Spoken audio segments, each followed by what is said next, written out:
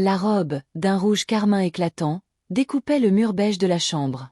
Chloé se tenait devant le miroir, se tordant et se retournant, scrutant son reflet d'un œil aigu et anxieux qui, je le savais, ne m'était pas destiné. « J'ai l'air d'avoir atteint mon apogée », demanda-t-elle d'une voix tendue, presque fragile. « Tu es magnifique, lui dis-je sincèrement, assise au bord du lit que nous avions monté ensemble 2 ans auparavant, riant de l'échec des instructions. » Elle soupira lourdement, comme si le poids du monde reposait sur ses épaules.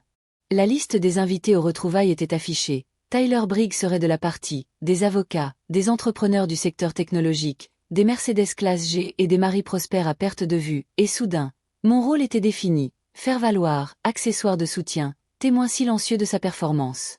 Elle se tourna enfin vers moi, son mélange habituel d'excuses et de condescendance évident. C'est un public particulier. Des gens qui ont réussi, de notre promotion. Je ne peux pas passer la soirée à t'expliquer ce que tu fais ou pourquoi tu cherches encore ta voie. Embarrassant. Ce mot résonnait comme un couteau. Un flashback me revint en mémoire. 2 ans plus tôt, dans cette même pièce, elle sanglotait après l'échec de sa présentation de stage, et moi, la soutenant, mon ordinateur portable ouvert, en train de refaire ses diapositives. J'avais été son roc, son pilier. Maintenant, j'étais ce qui la retenait. La froide lucidité m'envahit. Je contemplais son maquillage impeccable, l'inquiétude dans ses yeux, une inquiétude liée à son statut social, et je compris. La femme que j'aimais était derrière une vitre, tendant la main au monde, pas à moi.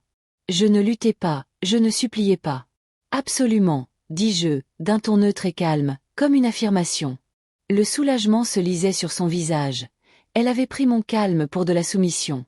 Elle sourit, m'embrassa sur la joue, une gratitude polie remplaçant la chaleur. Je répétais doucement, presque inaudiblement, une promesse que je me faisais. La guerre ne faisait que commencer. Un retrait total et silencieux. Quand elle partit, le clic de la porte de l'appartement fut le coup de pistolet de départ. Le silence était lourd, vide, après cette ultime représentation. Je suis resté là, à écouter, à regarder son VTC disparaître, et pour la première fois, je n'ai ressenti qu'une détermination glaciale et implacable. J'ai appelé mon frère Jake. J'ai besoin du camion. Je pars ce soir. Son hésitation fut brève, son incrédulité mêlée de loyauté. J'arrive, dit-il. Plus de questions. Pendant les 2 heures qui suivirent, notre appartement devint une opération calculée. Je me déplaçais avec précision, emballant documents, affaires essentielles, 2 valises de vêtements, ne laissant derrière moi que les traces dont elle aurait besoin pour hanter l'espace vide. Les meubles furent démontés avec soin, mon bureau, ma chaise, ma télé, ma bibliothèque, chaque pièce classée par utilité, vidée de toute trace de mon passage. Jake et moi travaillions en silence, efficace, méthodique, sans émotion, juste du mouvement. L'appartement devint une carcasse, une scène après le départ des acteurs. La touche finale fut le mot, simple, factuel. Chloé, tu n'as plus à avoir honte. J'ai effacé toute trace de moi. Ne me contacte pas. Marc. Posée sur le comptoir, accompagnée de la clé, elle était nette, définitive, finale. À l'arrière du pick-up de Jake, ma vie était chargée, empilée comme un puzzle terminé. Je ne ressentais ni liberté, ni justification, seulement une étrange légèreté, comme si je flottais sans attache dans l'espace. Nous sommes partis, je n'ai pas regardé en arrière. Le mot, la clé, les pièces vides autant de pièces de musée de sa performance. Ma mission était accomplie. Les semaines suivantes furent une étude de la privation sensorielle. La chambre d'amis de Jake était une boîte au mur blanc, un futon, une simple fenêtre. Parfait. Aucun fantôme d'elle ne traînait, aucun parfum, aucune décoration, juste le silence. Je suis retourné au travail, j'ai mangé des plats à emporter, j'ai vécu dans le calme. J'ai démantelé la vie que nous avions partagée, changeant d'adresse email, coupant les notifications de nos amis communs, arrachant les mauvaises herbes du jardin de mon existence pour voir ce qui restait. Au bout de 10 jours, la carapace a commencé à se fissurer, non pas de tristesse, mais d'espoir. J'ai trouvé une formation certifiante en sécurité du cloud, je me suis inscrit, j'ai payé avec l'argent des vacances qu'elle voulait, et le clic de confirmation fut plus satisfaisant qu'un baiser. Mes matins devinrent un rituel. Café, études, concentration. Mon esprit, désormais libéré de son image, embrassa les règles, la cause et l'effet, la structure rassurante des protocoles informatiques. J'ai renoué avec de vieux amis, j'ai ri, j'ai retrouvé une langue que j'avais oubliée. Ma nouvelle vie était calme, plus simple, entièrement mienne.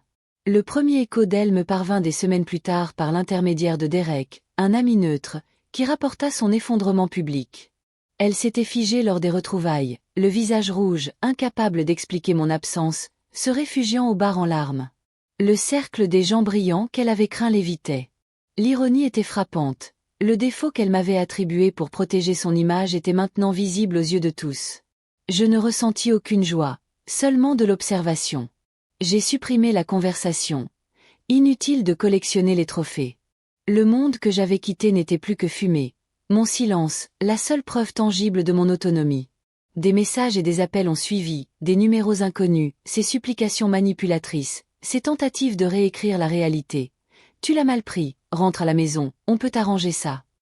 Cruelle, s'écria-t-elle, hantée par l'absence que j'avais provoquée. Je ne ressentais rien. Je ne répondis pas, laissant le silence parler, définitif, éloquent, plus que des mots.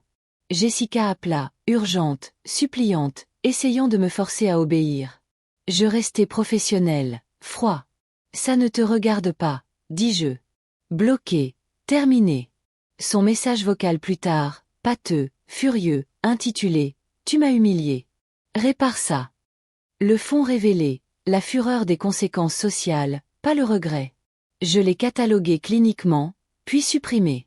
La rencontre eut lieu à la salle de sport, samedi matin, elle près de ma voiture, cheveux en bataille, sweat à capuche, ordinaire, désespéré. « Marc, s'il te plaît, regarde-moi », dit-elle. Je le fis, et je ressentis le même détachement qu'en déplaçant mon dernier carton. « Tu ne devrais pas être là », dis-je, d'un ton neutre, factuel. Elle tendit la main vers moi. J'ai retiré sa main lentement, délibérément. Non, Chloé. Je ne le suis pas. Au revoir. Le moteur a démarré, elle s'est figée, s'est ratatinée, a disparu. Je ne me suis pas demandé ce qu'elle ferait ensuite. Je m'en fichais. Elle était un décor, un vestige d'un passé que j'avais résolument tourné la page. 6 mois plus tard, un studio ensoleillé, du café, des livres, un diplôme encadré au mur. Promotion obtenue, carrière en pleine ascension. Elena, vive, spirituelle, platonique, était devenue une présence constante. Nos rencontres au café étaient naturelles, authentiques, sans jeu. Chloé est apparue une fois, marquée par le temps, le visage usé, élégante dans son manteau de marque, les yeux écarquillés de choc, d'espoir, de compréhension. Je n'ai pas hoché la tête, je n'ai pas souri. « On peut parler » a-t-elle demandé.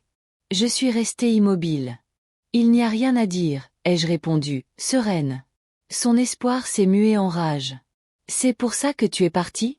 Je n'étais qu'un bouche-trou » J'ai esquissé un sourire, lèvres closes, définitif. « Je suis partie parce que tu m'as dit qui tu étais. Ma vie est paisible maintenant. Tu appartiens à un passé que je préfère oublier. Passe une bonne journée. » Je me suis retournée vers Elena, le schéma dessiné sur une serviette à la main. La faille du pare-feu, l'énigme, le soleil qui filtrait par la fenêtre, le café chaud. Voilà ce qui m'animait, ma vérité, ma vie retrouvée. Le fantôme du passé n'était plus rien. Et pourtant, il l'était.